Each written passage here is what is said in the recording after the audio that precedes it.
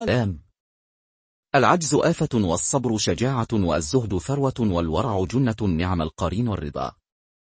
ورع super ہے تیسری نیک خصلت جس کو امام نے بیان کیا ہے وہ ورع ہے، فرماتے ہیں ورع سپر ہے۔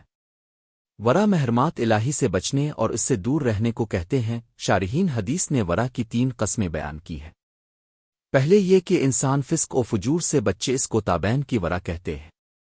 دوسرے یہ کہ انسان محرمات الہی کے ساتھ ساتھ شبانات چیزوں سے بھی پرہیز کرے، اس کو صالحین کا ورع کہا جاتا ہے، مثلا دوسروں کے بارے بات کرنا اس خوف سے چھوڑ دے کہ کہیں غیبت نہ ہو جائے۔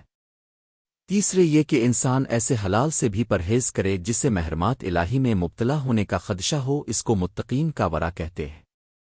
چوتھی یہ ہے کہ انسان خدا کے علاوہ ہر چیز سے منہ موڑ لے، اس خوف سے کہ عمر کا کچھ ایسی چیزوں میں نہ گزر جائے جس کا کوئی فائدہ نہیں ہے، اس کو صدیقین کا ورع کہا جاتا ہے۔ امام نے ورع کو سپر کہا ہے، تو ورع انسان کو کس چیز سے محفوظ رکھتا ہے؟ چونکہ سپر انسان کو دشمن کے حملے سے محفوظ رکھتا ہے۔ اس کے جواب میں 2 بات کہی جا سکتی ہے۔ ایک یہ کہ ورع انسان کو قیامت کے عذاب سے محفوظ رکھتا ہے۔